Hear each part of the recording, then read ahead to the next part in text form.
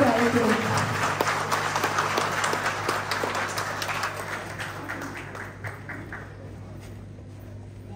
ஆனால் டிவிக்கு சார்பாக அவங்க ஆர்டர் பண்ணி தான் அவங்க பேசணும் அப்படின்னு சொன்னாங்க.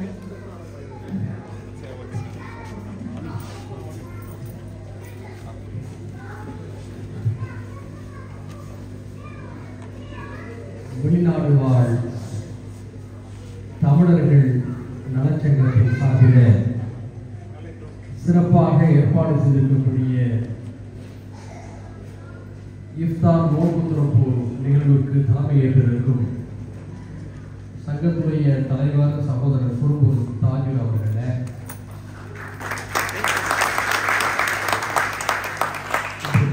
தான் அவருக்கு உற்சாகம் கைத்தட்டல் மட்டும் அங்கீகாரம் பண்ணவே கூடாது. கவிஞர் வாலி சொல்லியிருப்பார், ஊக்குவிப்பவனை ஊக்குவித்தால் ஊக்குவிப்பவனும் சேர்க்குவிப்பான். ஆக மேடைகளில் பேசுபவர்களும் களத்திலே பணியாற்றுபவர்களும் அதை எதிர்பார்த்து காத்தில்லாவிட்டாலும் நாம் அவர்களுக்கு அந்த உற்சாகத்தை தர வேண்டும். அந்த உற்சாகத்தை சரியாக செய்வதற்கு என்னுடைய நன்றியை நான் தெரிவித்துக் டிஎன்எஸ் அமைப்புடைய ஆலோசனை குழு உறுப்பினர்கள் முகமது ஹனீஃபா அவர்களே, ஷேக் அப்துல்லா அவர்களே, ஆரிஃப் அவர்களே, சபீர் அவர்களே, அப்துல் அஜீஸ் அவர்களே, சையது சமீருல்லா, பாலா, சமீர்கா, அப்பாஸ், மாஸ் இஸ்மாயில், ஜான் தாமஸ், அப்துல் காதர், ராஜேஷ் உள்ளிட்ட நிர்வாகிகளே, செய்தியாளர்களே, எனக்கு முன்னாலே பேசிவிட்டு சென்றிருக்கக்கூடிய மரியாதைக்குரிய தமிழாசிரியர் வாசி அவர்களே, சக்திவேல் அண்ணன் அவர்களே, நிகழ்ச்சியை தொகுத்து வழங்கி கொண்டிருக்கக்கூடிய சகோதரி ஆகிய மிரிண்டா அவர்களே, மேடையிலே அமர்ந்திருக்கக்கூடிய ஆளுமைகளே, சான்றோர்களே, திரளாக அமர்ந்திருக்கக்கூடிய சகோதர சகோதரிகளே, உங்கள் அனைவரின் மீதும் ஏக இறைவனின் ஆசியும் அமைதியும் சூழ்கிறேன். ஒரு இனிய பொன்மாலை பொழுதில் நோன்பு திறப்பு நிகழ்வை முன்னிட்டு நாங்கள் எல்லாம் ஒன்று கூடி அந்த நிகழ்வையும் சிறப்பித்துவிட்டு உரைக்காகவும் காத்திருக்கிறோம். செவிக்கு உணவு இல்லாத போது சிறிது வயிற்றுக்கு ஈயப்படுகின்றார்கள். இங்கே அது எவ்வாறு கருதப்படுகிறது என்று தெரியவில்லை. ஆனாலும் கத்தாரின் பரபரப்போடுக்கு மத்தியில உரைகளை கேட்பதற்காகவும் ஒரு தமிழக கூட்டம் காத்திருக்கிறது என்பது நமக்கெல்லாம்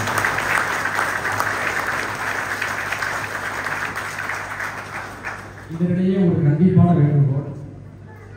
மிரிண்டா அவர்கள் ஏற்கனவே சொல்லியது போல அதிகபட்சம் 20 நிமிடங்களில் நான் உரையாற்றி சென்று விடலாம் என்று நான் நினைக்கின்றேன். இடையிலே குழந்தைகளுடைய மழலை குரல்கள், குழந்தைகளின் மீது நாம் நடவடிக்கை எடுக்க முடியாது. ஆனால் குழந்தைகளுடைய பெற்றோரை நாம் நாற்காலில் நிற்க வைக்க முடியும்.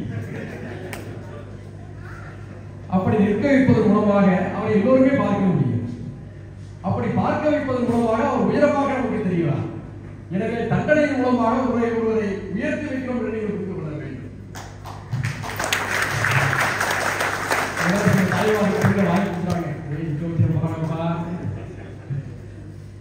அருமைக்குரிய தமிழ் நம்புகளை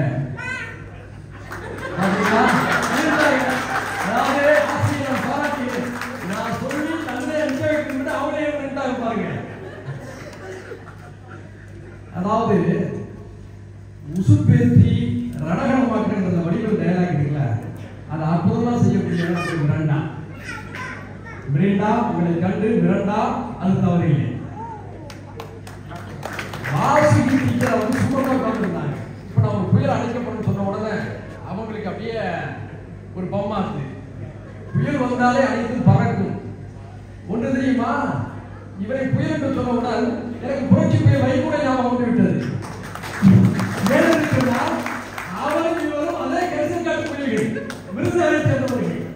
2 நாட்களுக்கு முன்பாக தான் நாடாளுமன்றத்தில் அந்த புரட்சி புயல் கலக்கெடுத்தது.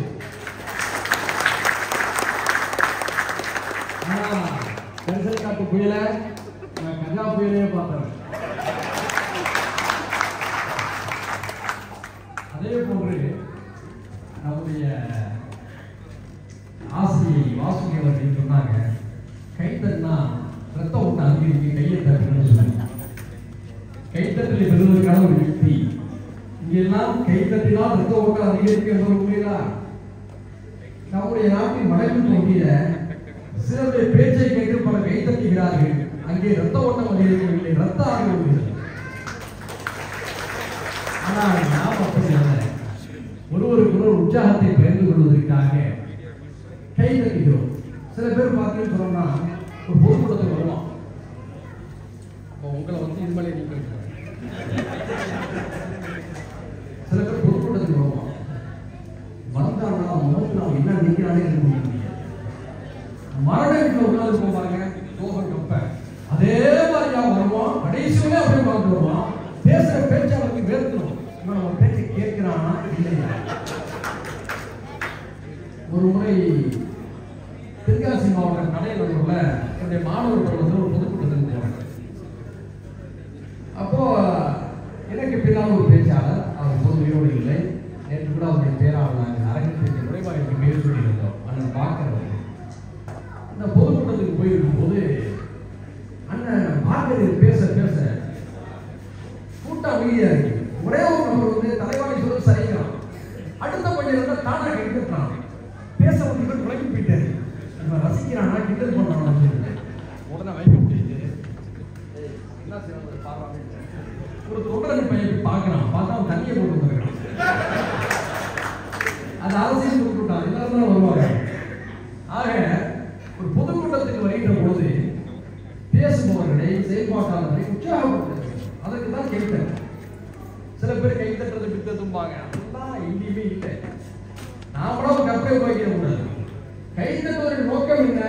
உங்கள் கருத்தை நான் ஆதரிக்கணும், உங்கள் கருத்து சரியானது, உங்கள் கருத்தை ஏற்கிறோம் என்பதை பார்வையாளர்கள் வரிசையிலிருந்து உற்சாகப்படுத்துவதற்கு தான் கை தட்டு. நிகழ்ச்சிகளில் நீங்களெல்லாம் கை தட்டி ஆராதிக்கின்ற பொழுது பேச வருபவர்களுக்கு கருத்து குற்றால அறிவியாய் கொடுக்கும். அதைத்தான் நம்முடைய வாசுகி அக்கா அவர்கள் ரத்த ஓட்டம் அதிகரிக்கும் சொல்லி அறிவியல் ரீதியான ஒரு இலக்கிய கருத்தை சொல்லியிருக்கிறார். அதே போன்று நம்முடைய சுயதிபர் சகோதரர் என்னுடைய மண்ணுக்காரர் சக்திவேல் அவர்கள் இப்போது வேல் வைத்திருந்தாலே வேல் வைத்திருப்பவர்களுக்கும் சிக்கல் இருக்கும், சண்டையை முட்டியக்கூடிய அரசு தமிழ்நாடு நடந்து கொண்டிருக்கிறது. இவர் வைத்திருக்கக்கூடிய வேல் எல்லோரையும் இணைக்கக்கூடிய வேல் சக்திவேல்.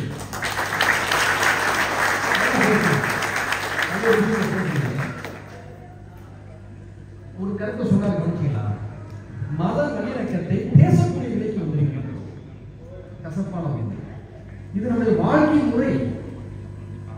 அந்த வாழ்க்கை முறையை வலியுறுத்த வேண்டிய காலகட்டத்திற்கு நாம் வந்ததுதான் வரலாற்று விபத்து. இந்த வரலாற்று விபத்தை ஏற்படுத்தியவர்கள் யார் என்பதை அடையாளம் கண்டு அவர்களிடமிருந்து நாட்டை பாதுகாக்க வேண்டும். அதுதான் நம்முடைய கடமை. அந்த கடமையை அழுத்தம் திருத்தமாக ஆழமாக பேச வேண்டிய காலகட்டத்தில் நாம் இருக்கின்றோம்.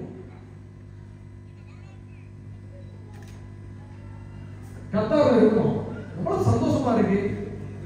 இந்த நிகழ்ச்சியில நோட்டு துறக்கின்ற பொழுது பாபு சொன்னாங்க. அப்போ ஒரு சகோதரி உட்கார்ந்து இருந்தாங்க. அவங்க அங்க போயிட்டாங்க இல்லையா?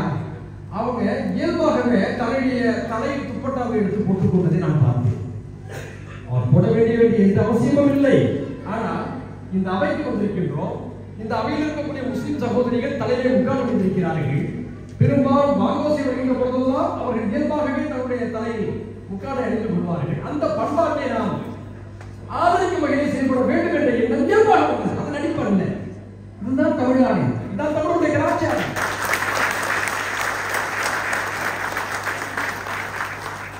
இந்த கலாச்சாரத்தை நாம் பாதுகாக்க கடமைப்பட்டிருக்கின்றோம். சொன்னார்ல சக்திவேல், எங்களுடைய நாகப்பட்டினம், ஏன்னா அவர் நாகப்பட்டினத்தை சேர்ந்தவர் கருத்து சொல்றதுனால நாகப்பட்டினம் சொல்றேன். ஏன்னா நான் சட்டமன்ற உறுப்பினராக இருக்கிறோம். நாங்கள் எல்லாம் பொதுவானவர்கள். நன்றியும் புஞ்சையும் கொஞ்சி விளையாடும் தஞ்சை தரணையில் எல்லா இடங்களிலும் இருப்பது போன்ற நிலங்கள் உண்டு. நாகூர் தர்காவுக்கும் வருவார்கள், வேளாங்கண்ணி பேராலயத்துக்கும் செல்வார்கள், சிங்கராவள ஆலயத்துக்கும் செல்வார்கள். கஜா புயல் அடிச்ச நேரம் கஜா புயல் அடித்த நேரம் கடந்த 15 நாட்கள் அடுத்த 2 வாரங்கள் நான் உறங்கவே இல்லைன்னா அதிகபட்சம் 3 நாட்கள் தான் உறங்கி இருக்கேன். ஆனால் மோசமான பாதிப்பு தமிழ்நாட்டை பல புயல்கள் பாதித்திருக்கிறது. ஆனால் 150 கிலோமீட்டரை தாண்டி ஏறத்தாழ 200 கிலோமீட்டர் வரை அடித்த வரலாறுகளோட புயல் என்று சொன்னால் கஜா புயல். அது எங்களுடைய நாகப்பட்டினத்தை கடந்து உள்பகுதியில் தங்கியிலே நுழைந்து கொடைக்கானல் வரை சென்றது. அந்த பாதிப்பில் மின்கம்பங்கள் எல்லாம் பறந்தன. அந்த நேரத்தில் சிங்காரவேல ஆலயத்தில் கலச நிகழ்ச்சிகள் வெளியிட்டு அங்கிருந்த குருவார்கள் சட்டமன்ற உறுப்பினர் அடிப்படையில் என்ன சொன்னார், உடனடியாக நான் சென்று கீழே இருந்த அந்த கலசங்களை இந்து அறநிலையத்துறைக்கு தகவல் தெரிவித்து உடனடியாக அதே இடத்திலே பொருத்தி வைத்தால் மறுபடியும் நான் பார்த்தேன். இது திறந்த செய்தியாக வேளாண்மை பேராலயத்திற்கு பல ஊர்களில் இருந்து சீசனில் அந்த பிள்ளைகளை ப்ளீஸ் தம்பிகளா அந்த பிள்ளைகளை கொஞ்சம் பாருங்கம்மா ப்ளீஸ். பெற்றோர்கள் தான் பார்த்துருக்கோம். நான் சும்மா சொன்னேன் நாக்காளி கேட்கணும்னு சொல்லி அப்படிலாம் செய்ய மாட்டேன். அப்போ வேளாங்கண்ணி பேராலயத்திற்கு நடைபெற வரக்கூடிய யாத்திரிகளுக்கு என்னுடைய சட்டமன்ற உறுப்பினர் அலுவலகத்தை திறந்துவிட்டு ஓய்வெடுத்து நான் வாய்ப்பு அளித்தோம். நாகூரில கஜா புயலின் போது தர்காவுடைய சுவர் இடிந்து விழுந்து விட்டது. தர்கா நம்பிக்கை உடன்பாடு இருக்கிறதா இல்லையா என்ற அந்த தலைப்புக்குள் யாரும் சொல்ல வேண்டிய அவசியம் இல்லை. தர்காவுடைய சுவர் இடிந்து விட்டது. உடனடியாக முதல்வர் எடப்பாடியார் அவர்களை அழைத்து சென்று அதை காட்டி அந்த சுவருக்கான மறு ஏற்பாடுகளை செய்து கொடுத்தோம். எனக்கு சொன்னால் நம்முடைய தமிழ்நாட்டில் நாம் எல்லாம் உடற்தம்பிகளாக மாமன் மச்சான்களாக வாழ்கிறோம். இந்த உறவுகள் பூத்து கொடுக்க வேண்டும். இன்று நேற்றல்ல தொன்று தொட்டு இந்த உறவுகள் நம்முடைய மண்ணிலே இருந்திருக்கிறது. இடைக்காலத்திலே சில விஷமத்தனங்களை செய்திருக்கிறார்கள், உண்மை. அவை எதிர்காலத்திலே நடைபெறாமல் பாதுகாக்க வேண்டிய கடமை நமக்கு இருக்கிறது. இன்று நான் ஒரு கொள்கையால் இஸ்லாமியனாக இருக்கிறேன். ஒரு 400 அல்லது 500 வருடங்களுக்கு முன்பாக என்னுடைய முன்னோர்கள் ஒரு பிராமணராக, தலித்தாக, யாதவராக, நாடராக, தேவராக, வன்னியராக, நாயுடுவாக இந்து சமுதாயத்தில் இருக்கக்கூடிய ஏதோ ஒரு சாதியை சேர்ந்தவர்களாக இருந்திருக்கிறார். ஒரே கொள்கை, சமூக நீதி, சமத்துவம், ஓர் இறைவன் என்ற அந்த கோட்பாட்டின் அடிப்படையில் இந்த மார்க்கத்தை ஏற்றுக்கொண்டார்கள் என்னுடைய முன்னோர்கள். டிஸ்கவரி ஆஃப் இந்தியா என்ற சிறப்பு மிக்க நூலில பண்டிதர் ஜவஹர்லால் நேரு அவர்கள் குறிப்பிடுவார்கள். நிறைய பேர் நினைக்கிறாங்க இந்தியாவுக்கு இஸ்லாம் வந்தது இன்றைய வட இந்திய பகுதிகளாக இருக்கலாம், மேற்கு இந்திய பகுதிகளாக இருக்கலாம். இல்லை, டிஸ்கவரி ஆஃப் இந்தியா என்ற அந்த நான் கண்டுகொண்ட இந்தியா தமிழ்ல அந்த புத்தகம் படி அவசியம் எல்லாம் படிக்கணும். அந்த புத்தகத்தில் ஜவஹர்லால் நேரு அவர்கள் குறிப்பிடுகிறார், தென்னிந்தியாவோடு அரபு நாட்டவர்கள் வணிக தொடர்புகளை வைத்திருந்தார்கள். அந்த வணிக தொடர்பின் மூலமாக தென்னிந்தியாவுடைய கரையோரங்களில் தான் இஸ்லாம் முதன்முதலாக வந்தது என்று சொன்னார். உண்மை. சேர சோழ பாண்டியர்கள் நீங்கள் வசிக்கக்கூடிய இதே கத்தாருடைய அரபு நாடுகளோடு வணிக தொடர்புகளை இருந்திருக்கிறார்கள். இஸ்லாத்தை முதலில் ஏற்பது யார்? சேரமன்னன். சேரமான் பெருமான் அவர்கள் தான் முதலாக இஸ்லாத்தை கேள்வியுற்று நபிநாயகத்தின் போதனைகளை கேள்வியுற்று இஸ்லாத்தை ஏற்பதற்காக கேரளாவுடைய கொடுமையூர் என்ற அந்த பகுதியிலிருந்து புறப்பட்டு இன்றைய ஏமன் ஓமன் பகுதி வழியாக மெக்காவுக்கு வரை வந்திருக்கிறார். தன்னுடைய பேரை தாவூத் என்று மாற்றியிருக்கிறார். சேர மன்னன். மெக்கா யாத்திரை முடிந்த பிறகு திரும்பி வந்த பொழுது ஒமானிலே சலாலா என்ற மலைப்பகுதியில் அடியிலே இருக்கின்ற போது அவர் நோய்வாய்ப்படுகிறார். அந்த நேரத்திலே அவர் இறைவனிடம் பிரார்த்தித்தார், இறைவா உன்னுடைய கொள்கையை ஏற்றுக்கொண்டு நான் மெக்காவுக்கு யாத்திரை வந்தேன். திரும்பி வரும் வழியிலே நான் நோய்வாய்ப்பட்டு விட்டேன். ஒருவேளை இறந்து விட்டால் நான் அடக்கம் செய்யப்படக்கூடிய இந்த மண்ணை என்னுடைய சேர நாட்டை போல ஆக்கி தருவாங்க என்று பிரார்த்தித்தார். இன்றும் சலாலாவுக்கு செல்லுங்கள்.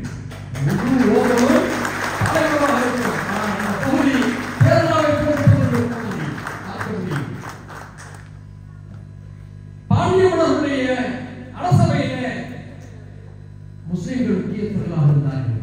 பாண்டிய மன்னன் சீனாவுக்கு வணிகக்குழுவை அனுப்புகிறார். வணிகக்குழுவை அனுப்புகின்ற போது அந்த வணிகக்குழுவுக்கு ஒரு முஸ்லிமை தான் தலைமையேற்று அனுப்பி வைத்தார். பாண்டிய அமைச்சரவையில் முஸ்லிம்கள் இருந்தார்.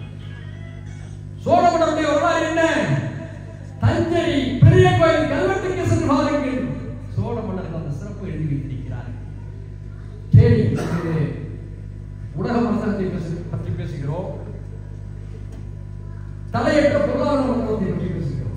சோழ மன்னர்கள் அந்த காலத்தில் தஞ்சாவூரின் ஒரு வீதியில அரபு வணிகர்கள் தங்குவதற்காக ஒரு வீதியை ஒதுக்கி இருந்திருக்கிறார் என்பது வரலாற்று சொல்லுகிறது. சோழ மன்னருடைய காலத்தில் இன்றைய எகிப்தில் தமிழர்கள் வர்த்தக ரீதியாக வாழ்ந்திருக்கிறார்கள். சுமேரிய நாகரிகத்தை பற்றி படித்திருக்கிறோம் அல்லவா? அது எங்க இருக்கிறது? யூப்ரட்டிஸ் டைக்ரீஸ் இடையே இருக்கக்கூடிய நாகரிகம் மெசபடோமியா நாகரிகம் என்று சொல்வோம். அதே போன்று சுமேரிய நாகரிகம் உண்டு. தமிழர்கள் சமர் செய்த இறந்தால் சமர் என்ற வார்த்தை தான் புலம்பெயர்ந்து சுமேரியா என்று வந்ததாக சில தமிழர்கள் குறிப்பிடுகிறார். நமக்கும் வளைகுடாவுக்கும் இருப்பதற்கான பொருளுக்குள்ள உறவுகளை பற்றி குறிப்பிடுவதற்கு ஆயுத செய்தியை சொல்கிறேன். சோழ மன்னன் ராஜேந்திர சோழன், எனக்கு ராஜராஜ சோழனை விட ராஜேந்திர சோழனை தான் மிகவும் பிடிக்கும். இந்தியாவை ஆண்ட மன்னர்களிலேயே எல்லோரும் இந்தியாவுக்குள் சந்தித்துக் கொண்டார்கள். ஆனால் நம்முடைய ராஜேந்திர சோழன் தான் கடல் கடந்து படையெடுத்து சென்று தமிழரின் மாவீரத்தை நிலைநாட்டியவர். கம்போடியாவுக்கு சென்றார், மலேசியாவுக்கு சென்றார்,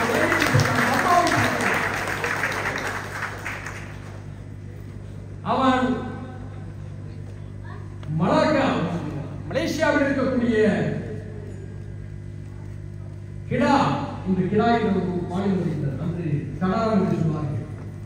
அதை வெற்றி கொள்ள புறப்பட்ட போது நாகப்பட்டினத்தில் நம்பியார் நகர் துறைமுகத்தில் புறப்படுகிறார். புறப்பட்ட பொழுது அவருடைய கப்பல் வழிகாட்டிகள் மாணவிகள் யார் என்று சொன்னால் நாகப்பட்டினத்தை சேர்ந்த முஸ்லீம். அவரை தான் தன்னுடைய கடல் திசை போர் வீரர்களாக பணியமர்த்தி கொண்டு போருக்கு சென்றால் மாபெரும் வெற்றியை ஈட்டினார். சோழ மன்னனுடைய பரம்பரையில் இருந்தவன் தான் குந்தவை நாச்சியார். குந்தவை நாச்சியார் கேள்விப்பட்டிருக்கீங்களா? நமக்கு நயன்தாராவை தெரியும், நமிதாவை தெரியும், இங்கே குந்தவை நாச்சியார் தெரியும். தமிழனுடைய சாவுக்கு தலைவர்களை திரையரங்குகளில் கிடக்கூடிய காலகட்டத்தில் நமக்கு எப்படி குந்தவை நாச்சியாரை தெரியும்? குந்தவை நாச்சியார் குறிப்பிட்ட ஒரு ஆதிக்க சமூகத்தின் மீது கோபம் கொண்டு இவர்களால் தான் சோழர்கள் ஆட்சி காலத்திலே சோழர்களுக்கு மத்தியில் பிளவு ஏற்பட்டது, பாண்டியர்களுக்கும் சோழர்களுக்குமான பிளவுக்கு இவர்கள் தான் காரணம் என்று கருதி ஒரு கட்டத்திலே கோபத்திலே இஸ்லாத்துக்கு மதம் மாறுகிறார். யாரு திருச்சி சொன்னவங்களா? யாரு திருச்சியில சமயபுரம் ஒரு ஊர் இருக்கா? பேர் எப்படி வந்துச்சு? குந்தவை நாச்சியார் சமயம் மாறிய குணம் சமயம். இப்படி சேர சோழ பாண்டிய சாம்ராஜ்யத்தில் இந்துக்களும் முஸ்லிம்களும் சைவர்களும் வைணவர்களும் ஒன்று கலந்து வாழ்ந்தார்கள் என்பது நம்முடைய வரலாறு. அந்த வரலாற்றின் படித்தளத்தில் நாம் தொடர்ந்து பயணிக்க வேண்டும். நம்முடைய உறவுகள் சிதைந்துவிடக் கூடாது. சிதைக்கக்கூடிய சக்திகளை நாம் புறந்தள்ள வேண்டும். சாதி வெளியிலிருந்தும் மத வெளியிலிருந்தும் பிராந்திய வெளியிலிருந்து விடுபட்டு மனிதர்களாக நாம் வாழ வேண்டும். மிக்க ரமலான் நோன்பு என்பது 2 நிமிடங்களில் முடிக்க சொல்லிவிட்டார்கள். முடிக்க வேண்டிய நேரம் வந்துவிட்டது. இது சமாதானத்தையும் மனிதாபிமானத்தையும் இரக்கத்தையும் கருணையும் வெளிக்காட்டுகிற ஒரு மாதம். இந்த மாதத்தில் நாம் எல்லோரும் ஒற்றுமைக்காக இறைவனை பிரார்த்திப்போம். உலக அமைதிக்காக நாம் பிரார்த்திப்போம். முள்ளிவாய்க்காலாக இருந்தாலும் காசாவாக இருந்தாலும் எங்கு மக்கள் அநீதியாக அழிக்கப்பட்டாலும் அவர்களின் பக்கம் இருப்போம். அவர்களின் மறுவாழ்வுக்காக பிரார்த்திப்போம். கடவுள் நம்பிக்கை இல்லாதவர்களுடன் வந்திருக்கிறார், மற்றவர்கள் பிரார்த்திப்போம். கடவுள் நம்பிக்கை இல்லாதவர்கள் அந்த பிரார்த்தனைக்கு வாழ்த்து கொடுக்கிறேன் என்று கூறி சிறப்பான ஒரு வாய்ப்பை ஏற்பாடு செய்த வெளிநாடு வாழும் தமிழர் நலச்சங்கத்திற்கு என்னுடைய மனிதநேய ஜனநாயக கட்சியின் சார்பில் நெஞ்சார்ந்த நன்றிகளை கூறி வாய்ப்பு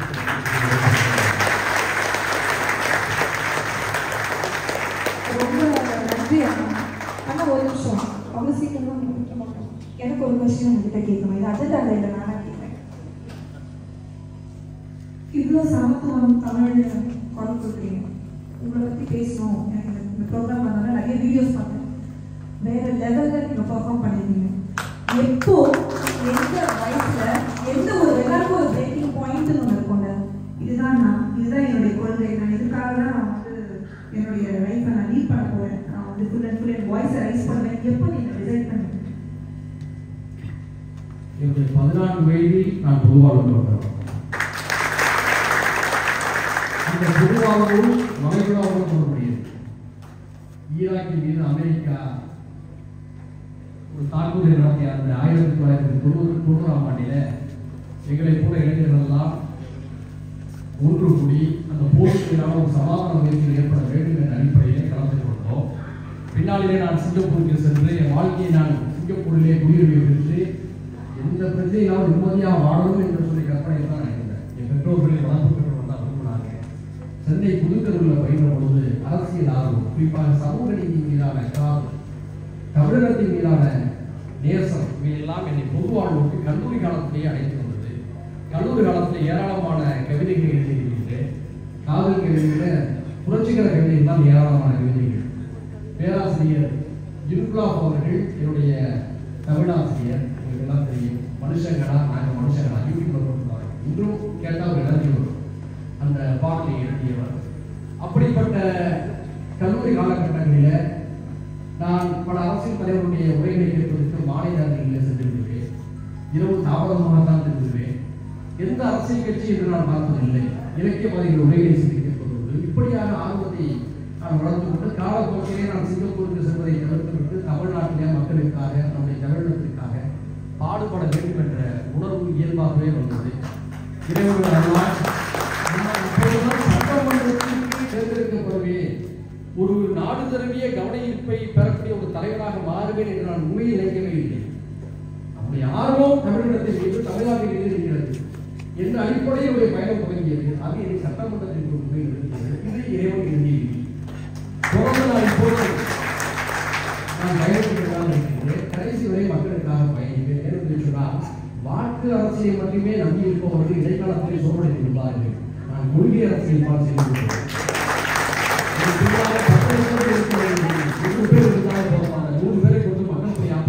நம்பிக்கை இருப்பவர். எனவே இன்றைய கார்பரேட் சந்தை அரசியலுக்கு மத்தியில், சினிமா அரசியலுக்கு மத்தியில் எங்களை போன்ற கொள்கையாளர்கள், ஐயா நல்லக்கண்ணு, ஐயா பழகுமாறன், ஐயா காமராஜர், ஐயா காயிதேவில்லர், ஐயா கக்கல் போன்றவர்களை முன்மாதிரியாக எடுத்துக் கொண்டு நாங்கள் எப்போது பணியாற்றுகிறோம்.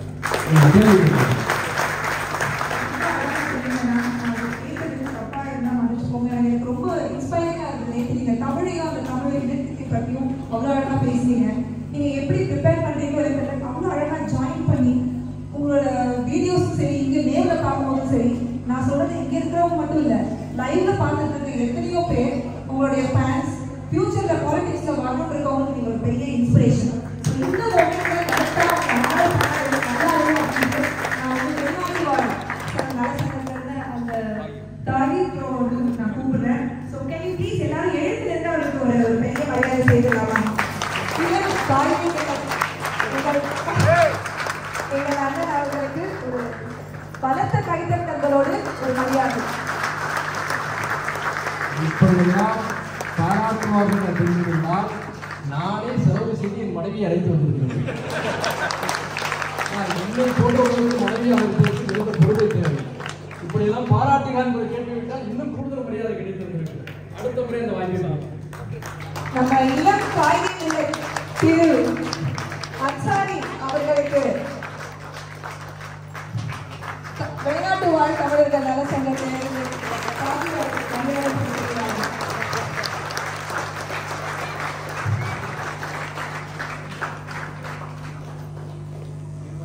ஓகே, இந்த டீம்ல இருக்க நிர்வாகிகள் எல்லாரும் ஜாயின் பண்ணிக்கோங்க.